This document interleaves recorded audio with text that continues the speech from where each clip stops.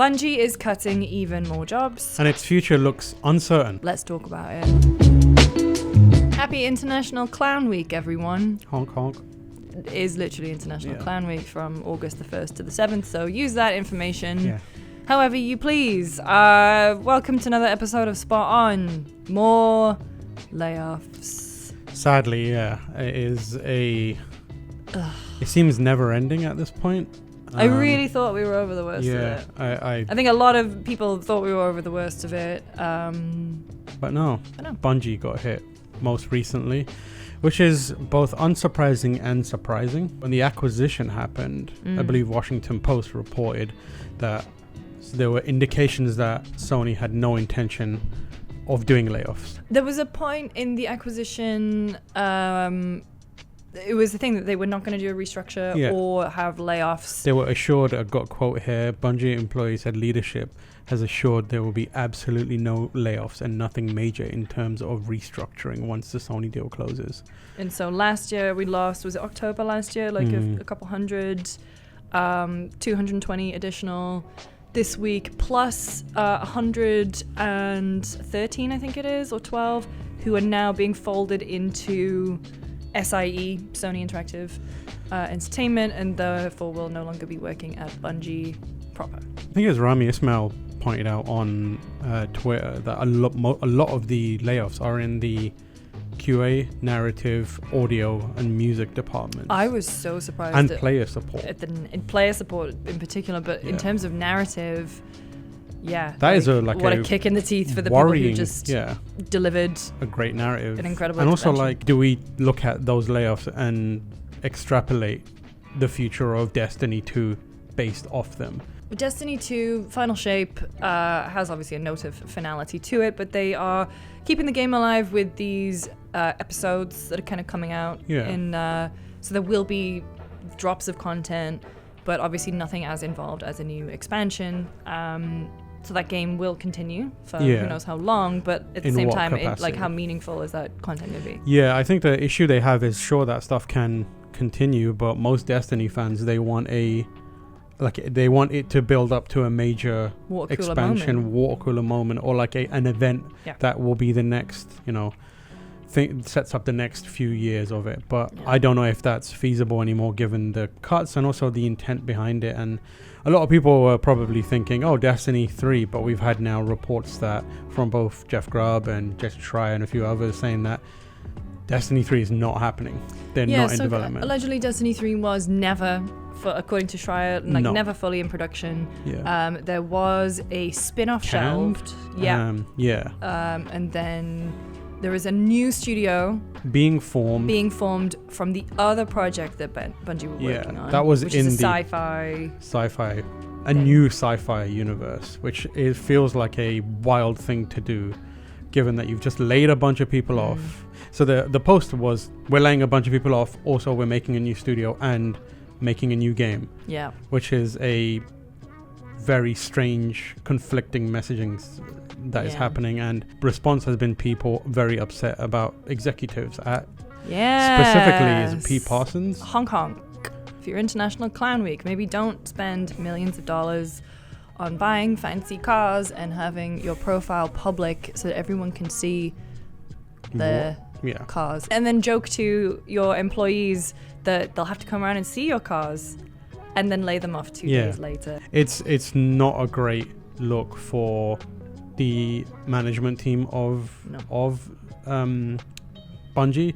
And also there is, obviously we're not going to delve into rumor and speculation here, but there is a lot of people tweeting that more stuff is going to come out. And there's a lot of tweets being like, I can't talk about this yet. There's also been reports of mismanagement, and then also working conditions not being great, the kind of mood at Bungie being rock bottom, and the whole conversation has always been around to what extent will Bungie retain its independence and identity. And given what's happened, it looks like if there was any hope of that happening, it's fully gone. This is now they're being absorbed into a PlayStation studio, which there have been reports from people at Bungie who have expressed concern, given that most PlayStation studios don't have the level of independence that Bungie is traditionally used to having. Yep. So it feels like it's being absorbed into the machine, which is kind of sad considering like a lot the start of Bungie. Where that studio came from, and a lot of it's even under Microsoft when they were kind of making the Halo games in their prime.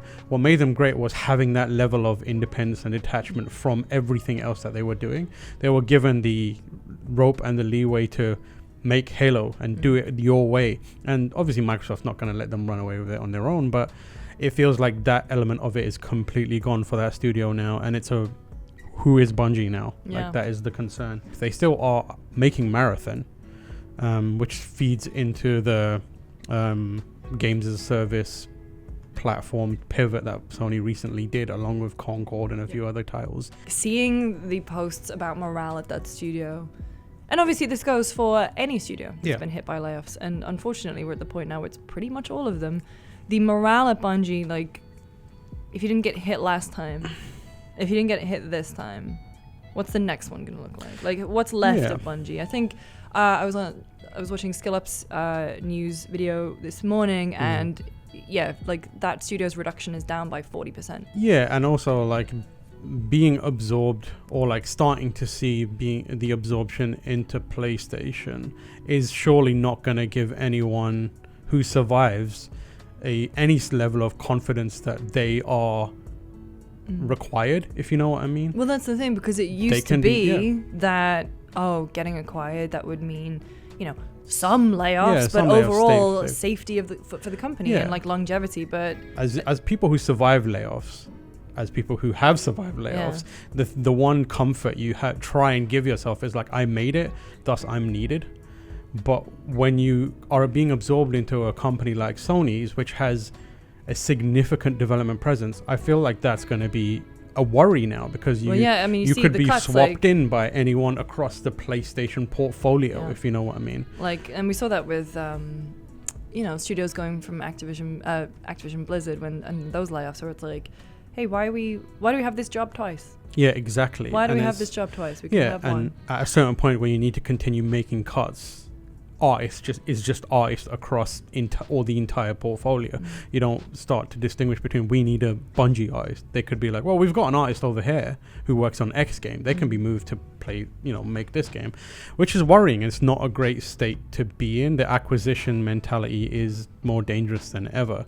There was also a kind of to end on a more positive note to a degree. There was a interview with the IO, the Hitman devs, who indicated that the thing that helped them the most post Square Enix was going independent. I was gonna say the thing that helped them the most was get out of Square Enix. That was exactly. You're not a Japanese studio, and you're within Square Enix. Oh. Yeah, they were like, we're getting away from Square Enix, and the sentiment was broadly extrapolated onto corporation and ownership as a whole. Independence has helped them massively. There are definitely challenges, but the challenges that the team as an independent studio has complete visibility on, and also is able to control the kind of parameters of what's happening to try and navigate a bit more. And based on that interview, which you should check out by Chris Kerr on Game Developer, the team at IO feels way more confident. And that's wild, considering they are now working with a major IP, not their own one. They're going to Bond, and the level of confidence that's expressed in there is like interesting, because it's like, hey, we figured it out for us. And there's talk about like how they don't have any studios in a time zone that is too far away from their own, so they always have overlap. No one's working at weird times, which is like really smart decision making. And I wonder, in trying to take away something positive, if independence is starting to become more palatable or more appealing to studios. I mean, it's not easy to do. Bungie can't just be like, we're out. We're Bungie, we're going out. They're owned. No. But like, I think that at the very least, it chips away at the idea that if you're independent, you're going to struggle always.